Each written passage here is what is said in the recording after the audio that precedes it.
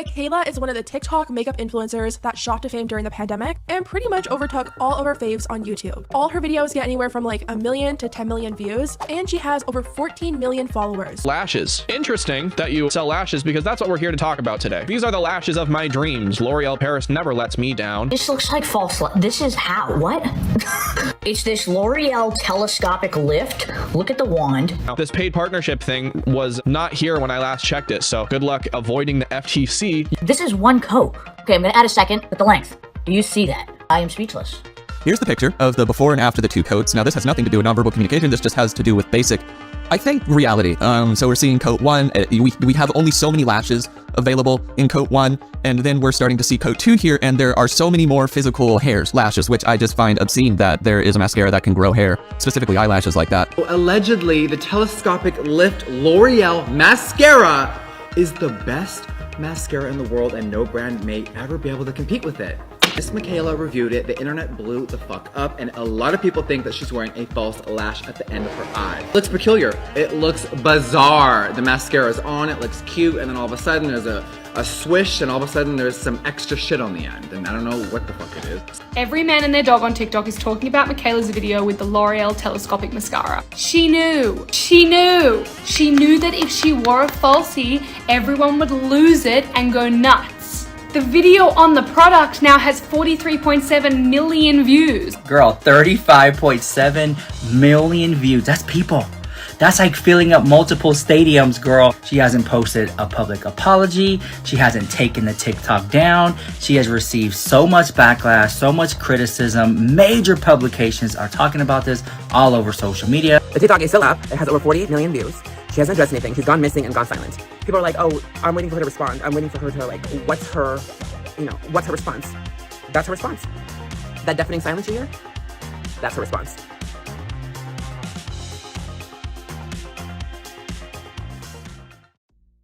Mikayla is a full-time beauty influencer with a massive 14 million plus following on TikTok. She built her platform on a premise of authenticity. Her strong Boston accent and straightforward personality stood in contrast to the beauty gurus that had come before her. This persona became her brand. For instance, when she hit 11 million on TikTok, she gave an interview with Glamour magazine, whose headline heralded her as the realest influencer on TikTok. She was real, honest, and unfiltered. Well, sort of. In the months after her interview with Glamour, her mask of authenticity slipped, and Mikayla would soon find herself at the pointy end of the pitchforks that was the internet's ire, and it was all over this mascara. This literally just changed my life. This looks like false. This is how? What? It's this L'Oreal telescopic lift. Look at the wand. Okay, so basically I'm taking the curved side and I'm going root to tip and I'm starting to coat the lashes. And then once you've done that, you flip the brush to the side and you use the hook comb to basically separate. This is one coat. Okay, I'm gonna add a second. Look at the length. Do you see that? I am speechless. And I'm not sure anyone's gonna ever be able to compete with this mascara. Other income streams such as Patreon have become a go-to for creators looking to create videos on touchy subjects or whose brand is built on an edgy and abrasive persona. Sponsorships have also become a lucrative source of income for creators. Think your Raycon, Audible, Adam and Eve's, Nord and Atlas VPNs, cryptocurrency, and everyone's favorite, Raid Shadow Legends. Throughout the years, as the influencer market has expanded, the expectations set forth by not only audiences but the US Federal Trade Commission, often referred to as the FTC, has cemented a series of standards when it comes to the promotion of products by creators. These standards have been put in place in large part to protect the consumer, which in this context is the audience of these influencers. However, given the dynamic of the parasocial relationship as it relates to online creators, there is another level to these sets of expectations that extends beyond that of the federal trade regulations. So join me as we explore Mikayla Nogueira and the importance of being earnest in the beauty community. The influencer industry is a lucrative marketing opportunity for businesses big and small, as the market shifts from traditional media to online platforms.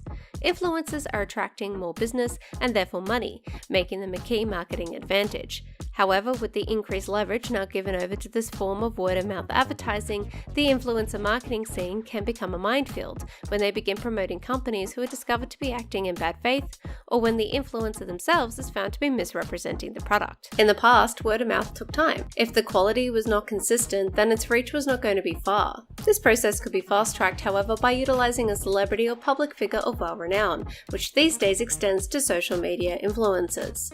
The implicit trust that the public had in their word would lead to bigger and faster products. Nowadays, companies are willing to spend big wads of cash to reach as many eyes as possible, leading to a subsequent boom in the online influencer market.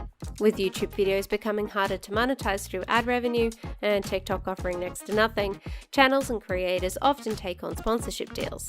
The bigger the channel, the more lucrative the deal. These sponsorships can provide a substantial income for creators and are therefore a measure of value to both audiences and companies. As a creator's platform grows, so does their classification of influence, from nano to micro to macro to mega. This in turn translates to the monetary value placed on that influencer's, influence. In the past, brands would target mega influencers, such as actors, athletes, or artists. Brands were not only interested in their level of influence, but also the degree of professionalism and prestige associated with that mega influencer, in part because they were supported by a team of people. The risk versus reward was mitigated by the standard a mega influencer was expected to uphold, the various lawyers and admin support staff that surrounded them, and the pressure of maintaining a certain reputation. This reputation not only impacted whether or not they got jobs, but also whether or not those around them maintained theirs. These days, a mega influencer has expanded to include those with a platform of over 1 million subscribers. It's not uncommon for those with a large multi-million follower base to act as a solo operation. Yet the expectations of those with a large following who continue to produce content alone is the same as that of a celebrity, with a whole team supporting them when it comes to the promotion of products. To help solo creators retain their integrity in the eyes of their audience, as well as maintain compliance, content platforms roll out features that make the process a little easier for creators to disclose such deals. When they work, the features are intended to legally protect all parties involved. As the community adjusts to these features, they soon become part of the cultural expectations that creators now must uphold. However, as new content platforms arise, expectations that have been well established on one platform aren't necessarily translated onto another. For me, what the Mikayla Nogueira scandals have highlighted is that there is an underlying culture clash regarding the expectations between the communities on TikTok versus YouTube.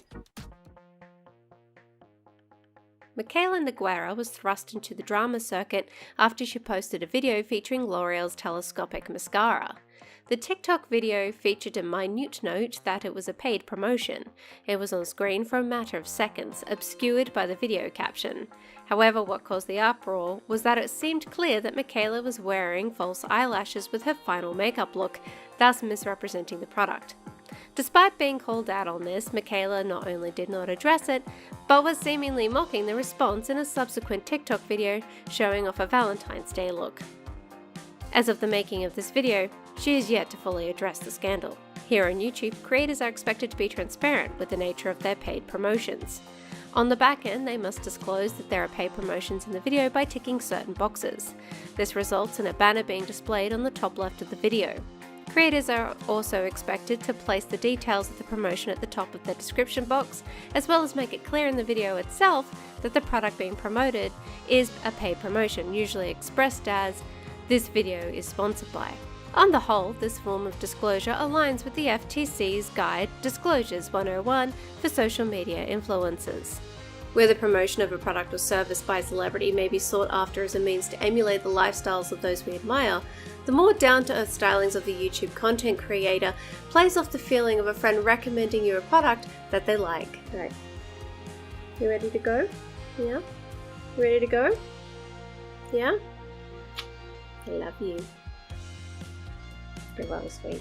These standards of disclosure helps maintain transparency between the brand, the creator, and the audience, with the platform serving as the middleman, giving it just enough distance so as to avoid legal liability. Brands continue capitalizing on the influencer industry in a targeted fashion. As a result of YouTube pushing more of the onus of disclosure onto creators, facilitated by policies and tools, creators here on YouTube are incentivized to try and do their best to vet products so as to maintain this tenuous relationship. Whilst this is not a perfect system, it has been born out of a decade's worth of teething issues and scandals. And as they say, history repeats itself. As YouTube commentators on YouTube wonder aloud as to how and why Mikayla can get away with this behavior, one only has to look to TikTok's policies to get their answer. TLDR, there are none. Actually, no, that's not quite true. When branded material is featured in a TikTok video or is hyperlinked, a little banner appears saying paid partnership. However, according to TikTok's policies, this covers items you may have paid for yourself, products not gifted to you by the company, or products the company is not paying you to promote. This blanket feature only serves to make the nature of the promotion even murkier. TikTok does state in their branded content policy that the terms of the paid promotion must be made clear in the video.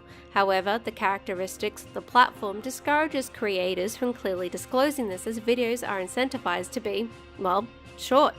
These boilerplate policies and poorly implemented features leave TikTok creators vulnerable to potential issues down the line, issues that the YouTube community is all too familiar with.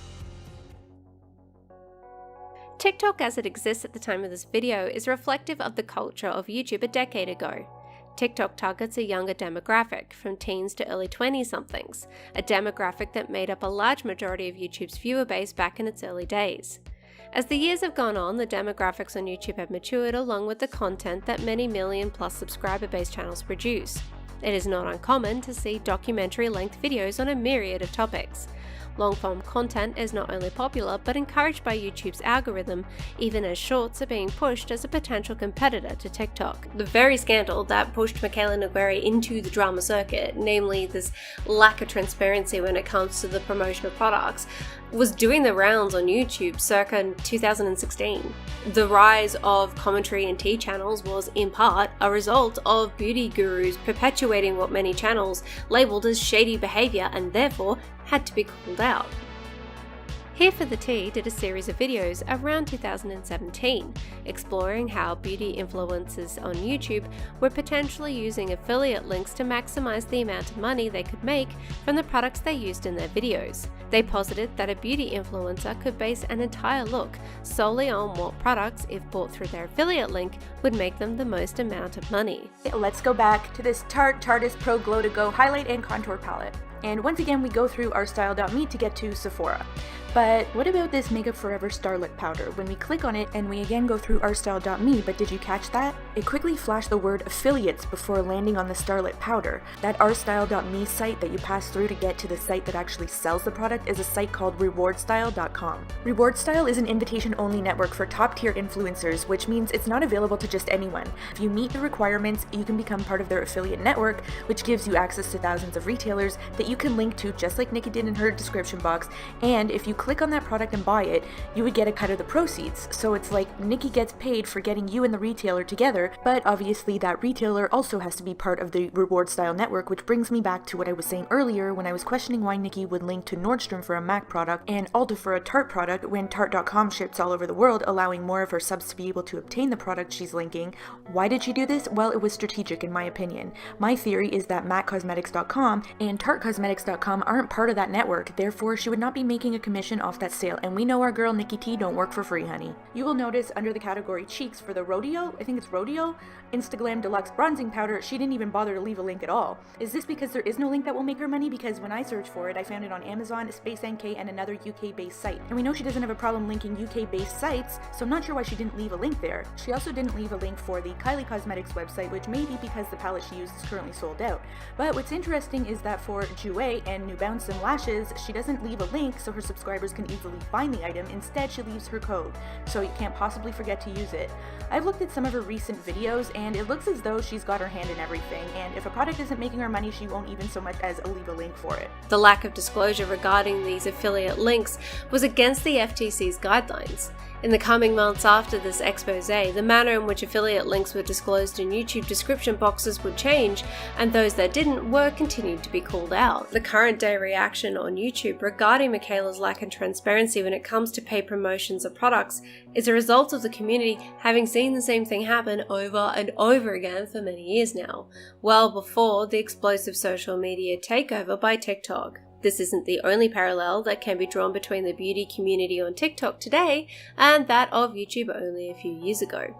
In another video, Kylie Holiday Collection PR conspiracy Greedy Gurus by Here for the Tea details the shady promotion of products included in influencers' PR boxes prior to launch. Being on a cosmetic brand's PR list was a major goal for a number of beauty gurus. Manny was one such influencer who, in this instance, posted a Snapchat saying that they had just purchased $350 worth of makeup, noting that, "Wouldn't it be so funny / tragic if I actually had it in my PO box in San Diego?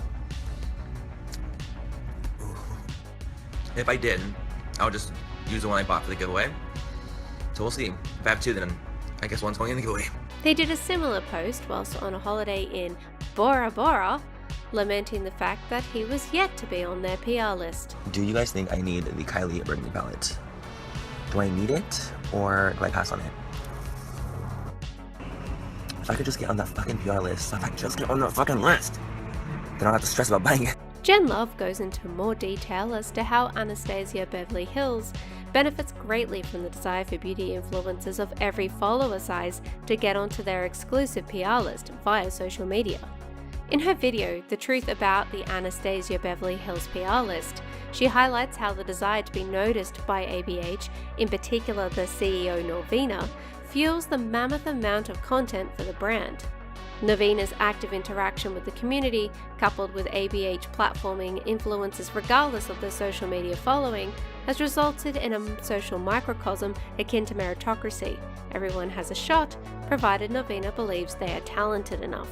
Once on the ABH's PR list, the influencer not only receives free products prior to makeup launches, but they are also platformed by ABH on their social media accounts. ABH also hosts lavish influencer parties decked to the nines in fashion and glam. These extravagant events capture the feeling of stepping into a world beyond the everyday. For a night, even small influencers have the chance to be Cinderella at the ball. However, what is insidiously genius about this exclusive PR list is that ABH benefits greatly from beauty influencers generating endless amounts of content, i.e. free marketing for the brand. Countless looks using the products are splashed all over social media, as audiences are exposed to the brand en masse, as look after look is featured in their feeds. The concept that there is also this super exclusive PR list also lends a certain prestige to the brand, and in turn those influencers who get on it. Jen Love makes a crucial point, however, about the genius of the strategy. Now here's the other side of it. So the big thing that I believe that Anastasia Beverly Hills and Norvina get out of this whole PR hype is free promotion. I would imagine that their budget for sponsored videos is very, very small to non-existent. They have all of these people that are incredible artists posting for them for free. And a lot of them, they don't even need to send them free product because everybody's dying to get on this PR list. So people are going out, they're purchasing the products, they're using them on their faces and just in the hopes of getting on this PR list so that they don't have to purchase ABH anymore. And because of the hype and the prestige of being on this PR list, people do it for free and they do it happily for free because they're just thankful for being on that PR list, or they're just excited about the possibility of being on a PR list. I can't imagine how much money they save. I mean, Tarte just flew a bunch of people to Hawaii. How much do you think that cost them between the gifts and the trips and the hotel stays or wherever they stayed? I mean, how much money they spent on that? ABH doesn't have to pay for any of that, and I guarantee they probably are getting a much bigger return on investment than Tarte is from the Hawaii trip. They also have unlimited essentially content for their own social channels because people are so honored to be reposted. I mean, to be able to just pick out of thousands of photos instead of having to hire a photographer, hire a model, they don't have to do that. They have people that are doing it out there for free. I think that all of the hype and the posts and the wanting to be on PR lists also add to the general customers being more interested in buying the products. But what I want you to realize is that they're not sending out PR out of the goodness of their hearts completely. They also have an angle business-wise. There is a business angle as well, as there should be, because they are a business. I can't tell you how many times on Twitter I've seen people, especially smaller influencers, talk about how, brands don't want to pay them for their posts. Brands don't want to give them, pay for them to make content for them. But ABH has figured out a way to essentially trick everybody into creating all of this content, including myself, for free. This video by Jen Love was posted in 2019. Fast forward to 2023, and we're seeing a similar strategy unfolding on TikTok. Beauty influencers on TikTok review products in hopes that their videos will be sponsored retroactively or reposted onto the brand's TikTok page. Similar to these exclusive PR lists, this free content is generated at the creator's expense and at the brand's profit. There is no guarantee that the video will be retroactively sponsored, however. Given that TikTok is yet to implement a creator revenue system, this leaves creators at the whims of brands. TikTok's ability to engage audiences in an infinite retail loop is used as a selling point to attract businesses to its creator marketplace, which launched in 2019. This infinite retail loop is fueled by TikTok's highly personalized algorithm. By exposing unwitting audiences to products they may wish to buy as a result of the videos they are watching, the platform leads them through the discovery phase to the consideration phase, which leads them then to the seek out reviews, which then pushes them into buying the product. Once this loop has been engaged, there is a much higher chance that it will be repeated. According to TikTok, the infinite loop accelerates through the TikTok community's willingness to buy something immediately after they discover it. According to the study, TikTokers are 1.5 times more likely to immediately go out and buy something they discovered on the platform compared to other platforms' users. What makes the idea of an infinite retail loop insidious, however, is the fact that TikTok users spend an average of 55.8 minutes a day on TikTok. Although according to eMarketer, YouTube is second with 47.5 minutes on average a day, it's worth taking into consideration that the average length of a YouTube video is 11.7 minutes in comparison to TikTok's recommended video length of 21 to 34 seconds. Given this context, it is even more imperative that TikTok creators are aware of how exposed to influence their followers are by design. The beauty community is reliant on a sense of trust. Not only do audiences seek to be inspired, they look to creators to know what is and isn't worth buying. Beauty products are not cheap. Audiences want to know that the products that they are purchasing are ethically sourced, of good quality, and are effective. Again, it goes back to an element of the parasocial dynamic that is unique to social media. That sense that the person on the other side of the screen is your friend and they are telling you what they think is good. As with all good word-of-mouth marketing, trust is at its center. In a 2019 Forbes article, it describes the elements that women are looking for when it comes to the review of beauty products.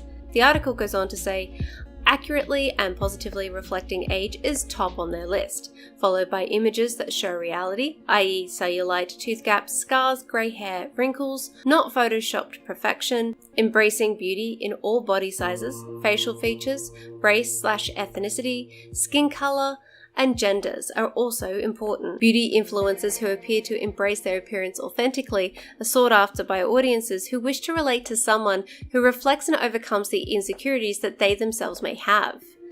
And this is where Mikayla fell and tripped into a hot mess. By misrepresenting this very mascara, she betrayed the very thing that boosted her platform, namely trust. In an age of misinformation, Photoshop, and hyperreality, this desire to connect to what is real is, well, real. It is what made Mikayla successful on a platform rife with filters and disinformation. She was hailed as the realest of the real. Audiences of beauty influencers are particularly vulnerable. A creator's ability to exploit the parasocial dynamic to push a product under the guise of sharing it with the community is a factor that is worth keeping in mind. as TikTok promotes its infinite retail loop to companies in hopes to attract their advertising revenue. It's on creators in the TikTok beauty community to maintain a high standard of integrity and transparency. As for us, it's worth keeping in mind that whilst brand deals remain the sole way in which creators can make money on the platform, the desire to be picked up and paid for a promotion of a product inherently changes the nature of the review. Its integrity has to be taken with a grain of salt. In fact, given how Mikayla has changed her mind regarding Selena Gomez's liquid blush, one has to wonder which review is truly reflective of the product's quality. Last year, Mikayla reviewed the Rare Beauty liquid blushes, and she loved them. She said they look great, she said they were so easy to blend. Okay, so how I like to apply these is put one little dot right there, and then I'll use a sponge. And I like to first diffuse the pigment out, and then I'll sort of buff and blend. Super easy. See how every day of a color that is, it goes perfectly with the lips. And I love to top it off with the liquid illuminator. I just put a little bit right on top.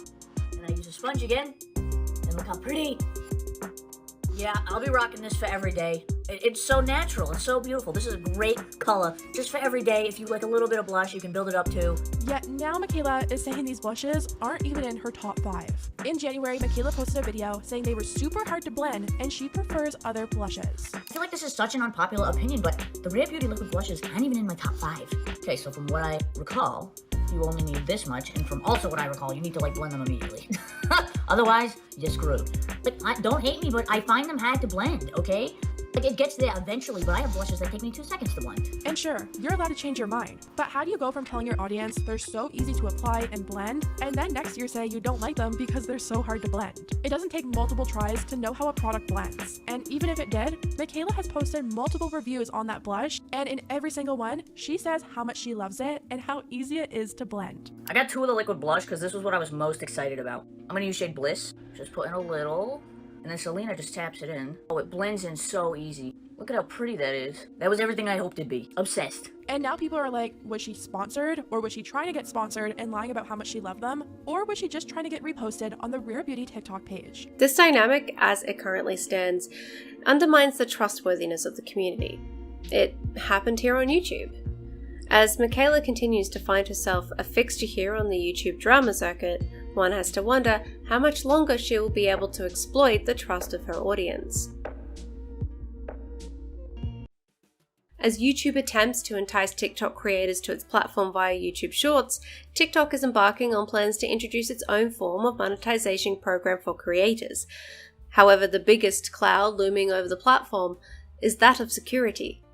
More and more countries are banning the app from government devices. The app's future is still uncertain. Given the recent moves from YouTube and Instagram/Facebook looking to take a slice of the short-form media pie, if the app were to fall, then there are platforms currently in place to capitalize on the dearth of creators that will be left in the lurch, similar to the influx that we saw upon the closure of a similar platform, Vine. Regardless of its future, however, creators who are unfamiliar with YouTube's guidelines are going to experience quite the learning curve if ever there comes a day that they decide to migrate from one platform to the other. And as TikTok inevitably evolves in order to compete with pre-existing markets offering creators a secondary income stream from their content, the lessons learned here may serve them well in the future. So this is the part of the video where I thought it'd be fun to actually review the L'Oreal Paris Telescopic Lift Mascara. Apparently it's up to 5mm of visible length. There is an asterisk after that, so put a pin in that, we're going to come back to it. I got it in the black. This is not the mascara I've been wearing for most of the video. That is actually this one. It's the Maybelline Great Lash in Noir Intense, which apparently in English means very black. And I got it because it was $6. So I thought it'd be fun to read the side of the package because when I saw the side of the package, I was like, huh, there's an asterisk there. So let's read this. Look at some of the claims. So it says, lift your lashes to the next level. Telescopic lift provides an eye-opening effect that gives length, volume, and curl to lashes with no fall down. Our first double hook bristle brush grabs and lifts all lash types. The high technology formula is infused with ceramide, working to hold the lash lift for up to 36 hours, with 2 asterisks. Ooh, getting spicy. Result, asterisks. up to +5mm of visible length, asterisk, with no fall down, no clumps, no smudging, and no flaking, and suitable for sensitive eyes. So let's address these asterisks on the side of the box, here, and also a few times here. So with the asterisks, it's regarding the length. So that length that they're claiming is based on an instrumental test. So it says instrumental test of 25 volunteers. So 25 volunteers believed or claimed, not sure, that they had +5mm of visible length, which made me wonder, did they measure? So as part of this review, we are going to measure my lashes to see if there is +5, I'll take 5mm of visible length, which probably means that I need to measure my original lashes to begin with. I thought that would be fun. So the other thing is the double asterisk, and this is in regards to the claim that the hold the lash lift for up to 36 hours. Double asterisk. And that is based on a consumer study of 111 women. So I'm going to open this up. Let's do our own totally scientific study here on YouTube in the comments. If you have bought this and you have worn this, has it lasted? Has your lash lift lasted 36 hours? Did you wear it for 36 hours enough to know that it was going to last 36 hours? I don't know how that's going to go for me. I wear mascara for up to 4 because then I want to just scrub it off my face. So I don't have any mascara currently. I don't know if you can see. It's too weird. I don't know. There is no mascara currently on my lashes. I thought I would do it on completely clean lashes. So I have done my makeup, but I have not put anything with regards to anything on my lashes themselves. So hang tight right there. We're gonna measure my lashes. Right. So I've got my ruler and I'm going to be employing someone to help me measure my lashes because I realized I'm not gonna actually be able to see it. So I've got someone here. 8. Oh, 8mm. Ooh. Oh.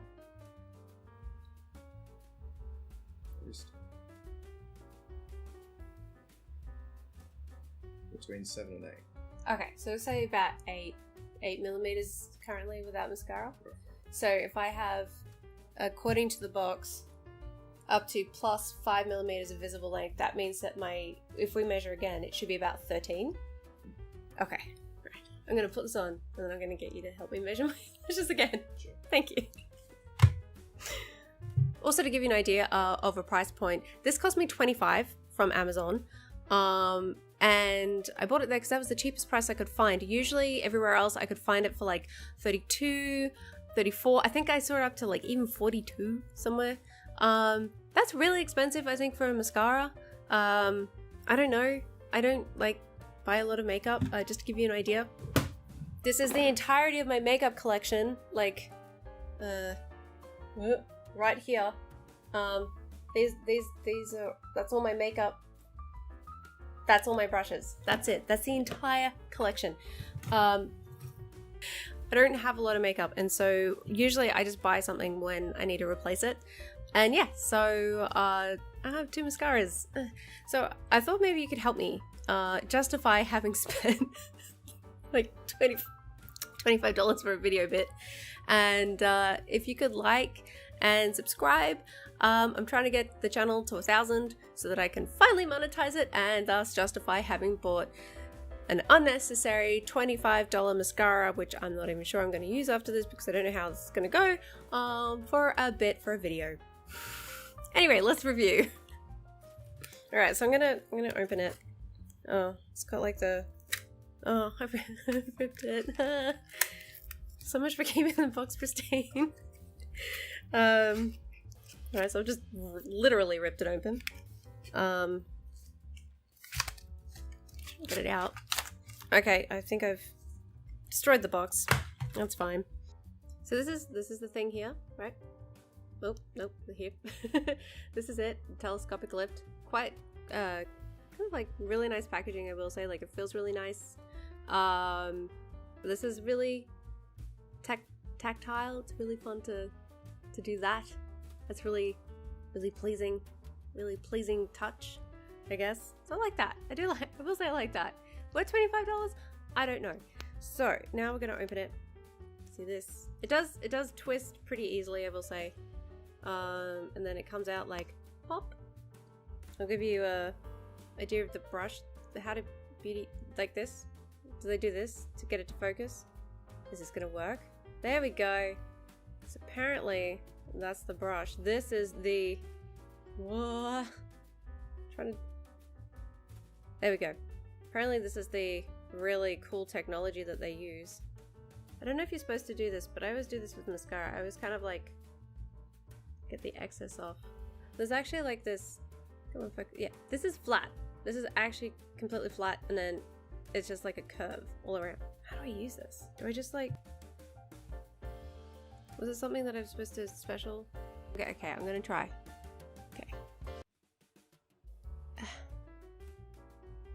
Okay.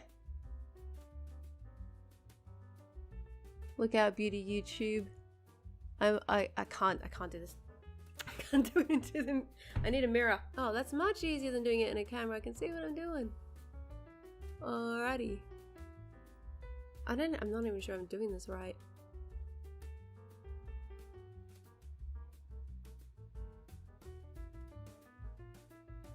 Alright.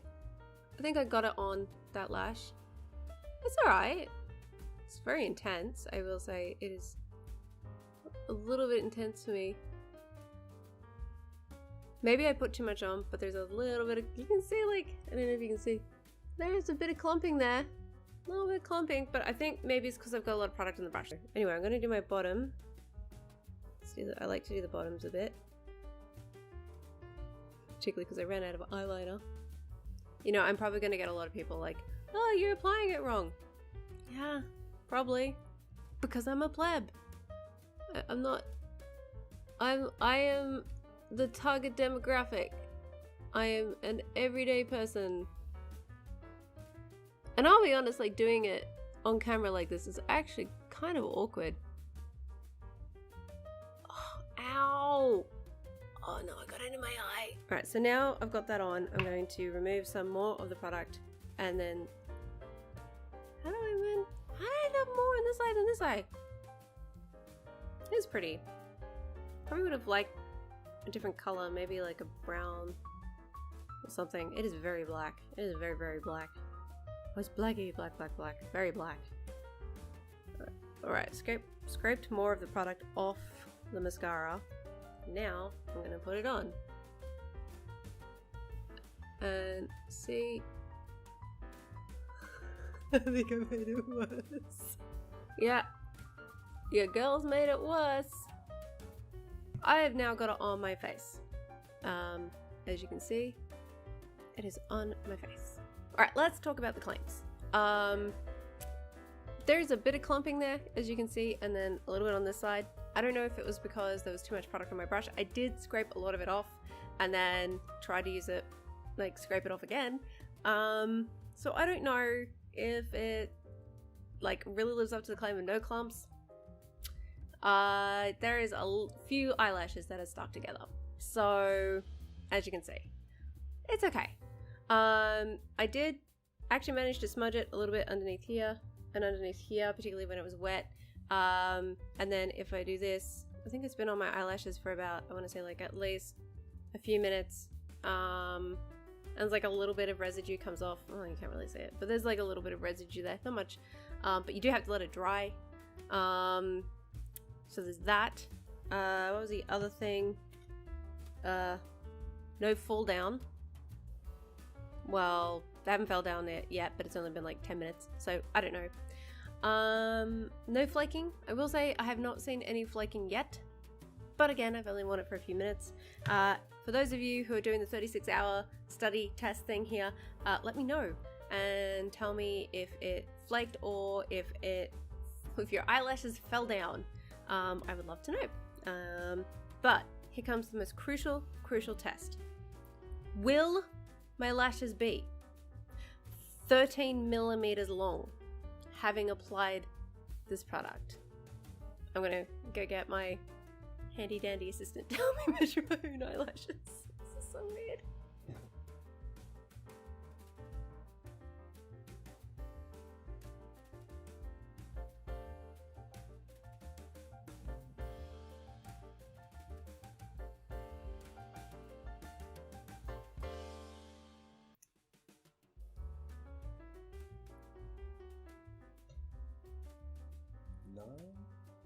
Oh, we got 1 millimeter. I think a little bit more.